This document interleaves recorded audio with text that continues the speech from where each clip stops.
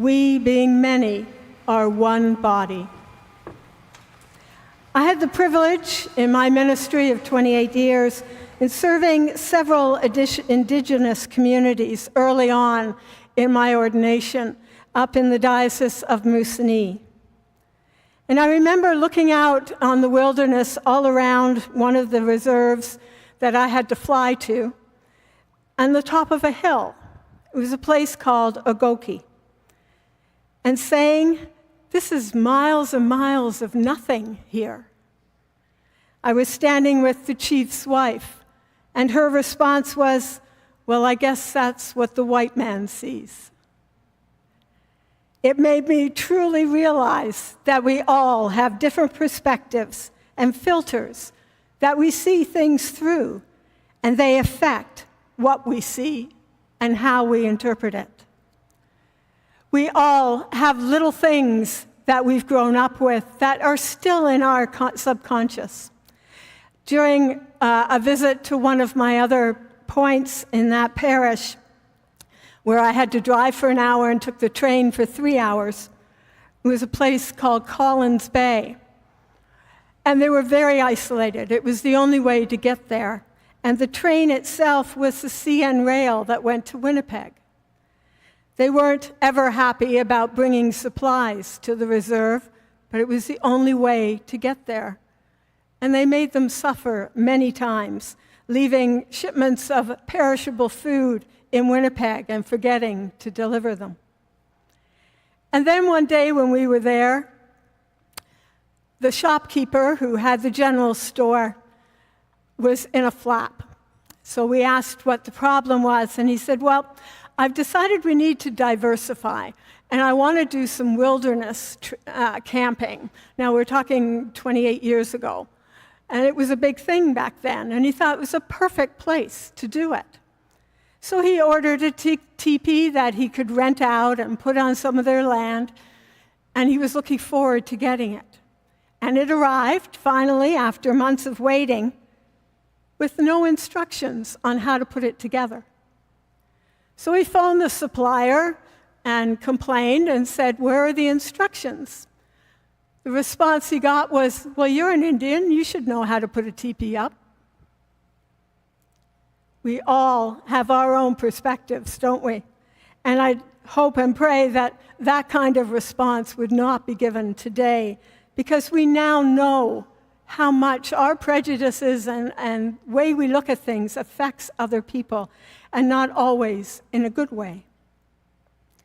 Saul and David remind us of the value of seeing things through different perspectives.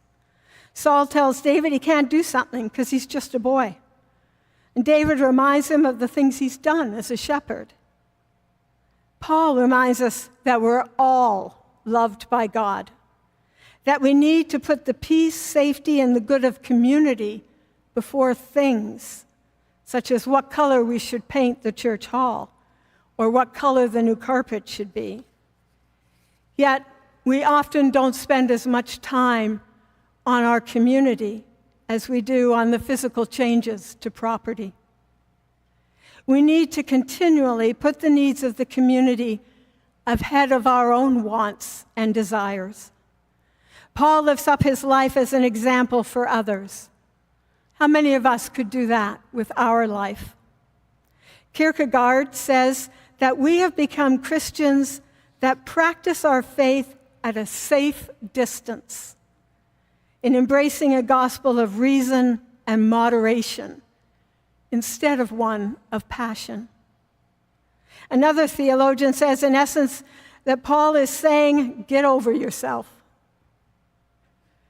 We are a new creation, a new community, and hopefully one that won't repeat the mistakes of the past.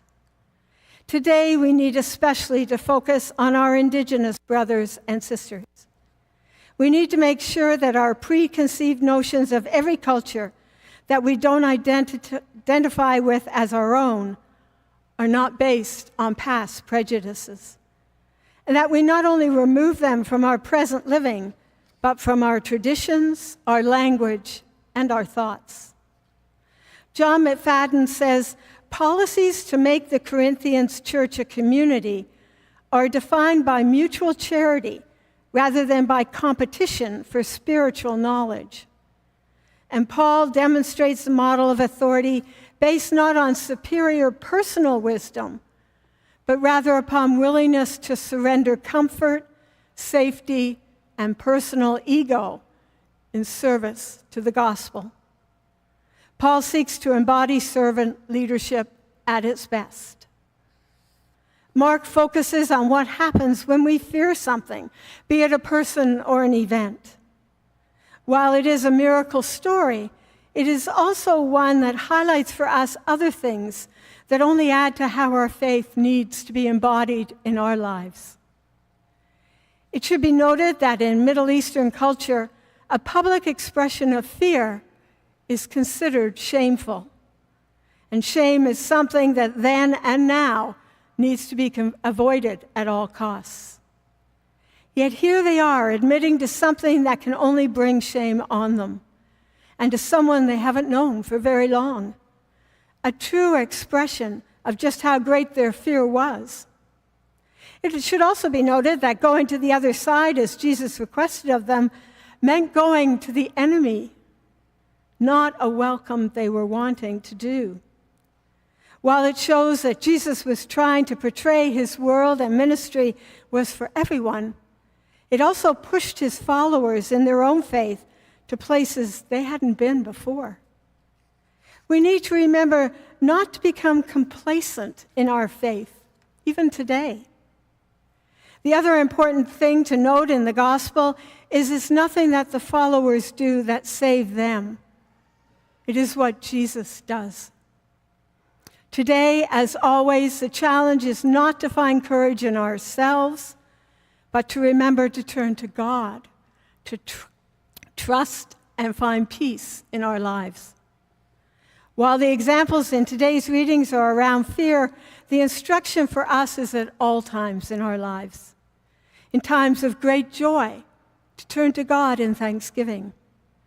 In times of uncertainty, to turn to God to discern what is best for us, for the community, and what will help further with what God has in store for us. Jesus asked them to go to the other side, to be not only amongst strangers, but people who weren't welcoming. Who are the strangers in our lives? For some, they're non-Christians, or people who are Christian but worship in a different way than we do. Or they're people who worship God in a different manner. For others, it's people who have no faith and no belief. For some, it's a culture that's unfamiliar to us. For some, it's people and positions in our community that we've never been in. Recently, we heard on the news, it was several months ago, last year actually, there was a big problem with refugees and finding them places to stay. And there was especially a large group that were camped out outside a shelter that had no room. And they all were from Africa, waiting for help and a bed. At the time, I was the incumbent at St. Barnabas at Chester on the Danforth. And the church across the street from us, the United Church, was holding the Out of the Cold program, but at the time were not allowed to have people spend the night. So they had beds available, and they took in 42 refugees that were sleeping on the streets. But they had a problem. Their building was used all the time, like most churches. And they needed somewhere for them to go on a Thursday afternoon, evening, just until dinner time at 7, because they had absolutely no room in the church.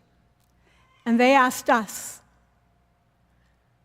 There were concerns expressed, but I was so pleased and felt blessed that the concerns weren't the ones that I thought they might be. They weren't, what damage would they do to the church? Who would they let in they shouldn't?